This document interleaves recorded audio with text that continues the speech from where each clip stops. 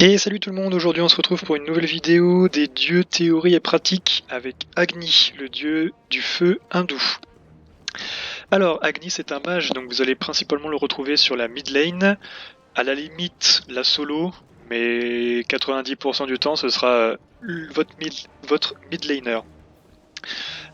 Qui dit mage dit dégâts magiques, donc si vous êtes tank et que vous avez besoin de vous protéger contre un Agni, ce sera de la protection magique qu'il vous faudra. Ceci étant dit, on va commencer par les sorts d'Agni. Donc le premier, c'est une mare de vapeur. Donc vous voyez que au niveau des dégâts, c'est vraiment pas fou. Ça peut être intéressant si à la limite vous tombez contre un crétin qui reste dedans. Mais vous allez voir que ce sort est pas un sort d'attaque mais de contrôle en fin de compte.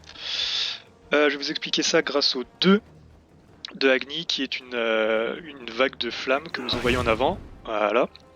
Donc ça fait des dégâts assez conséquents.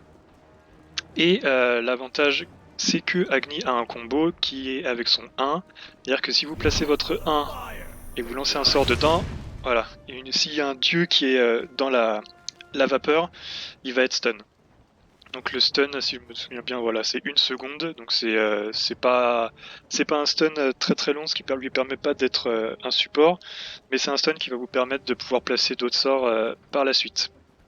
Donc vous avez soit la possibilité de mettre le 1 et ensuite d'embraser la flaque pour le stun, ou alors on va voir juste après que les temps de recharge seront finis, qu'il est possible de faire dans l'autre sens, c'est-à-dire lancer la flamme et avant qu'elle touche le Odin, mettre le 1 pour le stun derrière.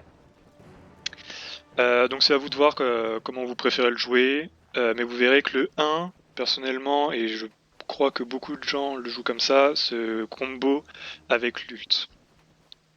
Le 3, ça va être un dash en avant, hop, qui va laisser une traînée de feu, et tous les ennemis qui marcheront dedans vont brûler pendant, alors si je dis pas de bêtises, c'est 2 secondes, voilà. Vous allez faire 0, ça va ticker 0,5 fois, toutes les 0,5 secondes, pardon, pendant 2 secondes, donc ça va ticker 4 fois. Donc ça va vous, soit c'est un sort qui est assez sympa parce que ça vous permet à la fois de vous déplacer. Ça va être un sort d'escape si jamais vous êtes en danger et que vous avez besoin de partir. Mais également un sort offensif dans la mesure où vous touchez, vous arrivez à mettre un dieu ennemi dans votre sillage, vous allez faire des dégâts supplémentaires. Et du coup, comme avec le 2, ça combotte avec la vapeur, c'est-à-dire que si vous traversez avec la vapeur avec votre dash, l'ennemi est stun. Voilà, et enfin l'ult. L'ult de Agni est assez particulier parce que vous voyez qu'il est ici. Vous avez trois charges. Et donc l'ult c'est une sorte de météorite qui va lui tomber sur la tronche. Et vous voyez que le temps de recharge est très court. Il me semble que c'est 18 secondes. On va voir ça. Toutes les 18 secondes. Donc toutes les 18 secondes vous avez une charge qui arrive. Et donc vous pouvez lancer un ult sur vos ennemis, ce qui vous permet d'avoir des dégâts conséquents et relativement loin. Vous voyez que je peux taper assez loin. Et donc comme avec les autres sorts, l'ult combat avec le 1. C'est-à-dire que si vous placez votre 1 sur la personne et que vous mettez l'ult, hop, il est stun. Et du coup, le combo que moi j'affectionne particulièrement et que j'ai vu employé par d'autres joueurs, donc j'imagine que c'est vraiment comme ça qu'il faut jouer Agni, c'est d'abord de mettre son ult et ensuite la flaque, ce qui vous permet de gagner un petit peu de temps. Et surtout sur un stun de 1 seconde, le temps est relativement précieux. Voilà, donc Agni, ça va être le personnage qui va vraiment poke à distance, c'est-à-dire qu'il n'a pas des très très gros dégâts, mais c'est qu'il va être relativement pénible à taper de loin et dans une zone assez conséquente. Donc le combo qui peut être sympa en game, ça va être de claquer votre ult ainsi que le stun qui va derrière, de profiter du stun où la personne ne peut pas bouger pour vous rapprocher et d'aller mettre un 2 gratuitement à la personne. Si jamais il est bas, vous pouvez dash sur lui pour le faire brûler, ou alors si jamais vous êtes en difficulté, vous dashez derrière pour retrouver un espace assez safe. Hop.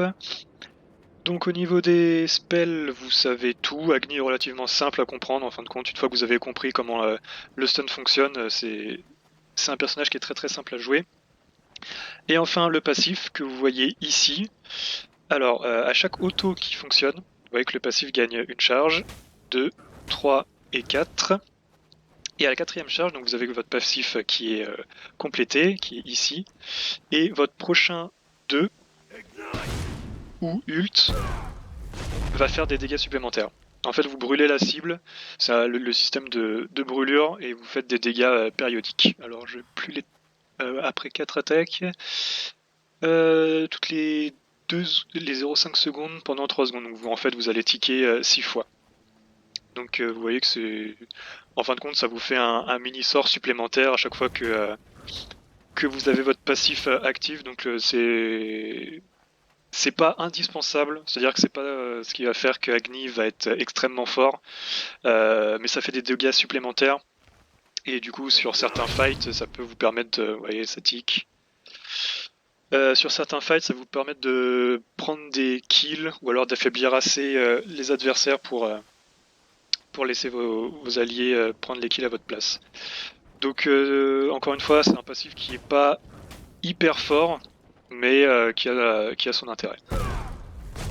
Hop. Vous avez, hop, le genre de combo qui peut être fait assez sympa, c'est-à-dire que vous mettez vos 4 autos. Les autos fonctionnent pas forcément sur les dieux, hein. Si vous mettez les autos sur les minions, ça compte également pour charger votre passif. Et donc là, comme je vous ai montré, le genre de combo qui peut être sympa, c'est un ult, le stun, se rapprocher, et le 2 derrière pour faire un maximum de dégâts. Et là, vous voyez que vous avez l'ult, le premier ult qui touche, donc il va faire des dégâts, le stun vous permet de vous rapprocher avec votre dash. S'il est touché, donc il va prendre les dégâts périodiques du dash, et enfin vous vous retournez pour appliquer votre 2. Et comme votre passif était up, vous avez un maximum de dégâts périodiques. Donc ça va être vraiment pour histoire d'être offensif, mais la force d'Agni ça va vraiment être son poke, le fait de taper à distance et de faire des gros dégâts en étant relativement safe, parce que la personne pour que la personne puisse se défendre, il faut qu'elle vienne jusqu'à vous, et ça peut être assez compliqué dans la mesure où vous avez une grande portée et que vous avez un contrôle qui peut vous permettre de vous barrer en cas de danger.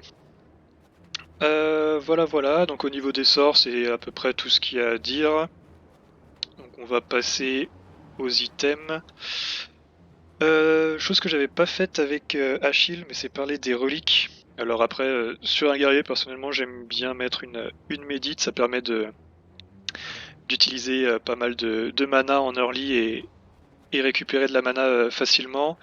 Mais pour un mage, en général, ça va partir Égide et Purif, quasiment à 90% du temps, c'est ça quoi. Ou alors si jamais vous avez un ennemi genre un Kukulkan ou un Anubis, j'aime bien mettre le bouclier d'épine, si jamais il n'y a pas trop de contrôle à la place d'une Purif, mais 90% du temps un mage va se jouer avec une Purif et un Égide, histoire d'être assez safe.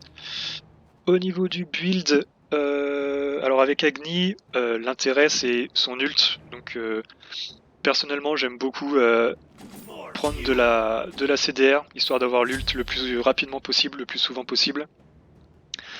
Pour POC, le moissonneur d'âme peut être vraiment sympa, ce qui va vous permettre de faire des dégâts par rapport au pourcentage de la vie de votre adversaire, donc c'est-à-dire que vous allez faire beaucoup de dégâts même sur les tanks. Donc personnellement j'aime bien build cet item là. La gemme spirituelle va vous apporter des dégâts supplémentaires, et comme vous faites encore une fois beaucoup de POC, c'est un objet qui va proc assez souvent, j'aime bien le faire aussi dessus. Du lifesteal ça peut être sympa, et à la limite un petit peu de peiné, ou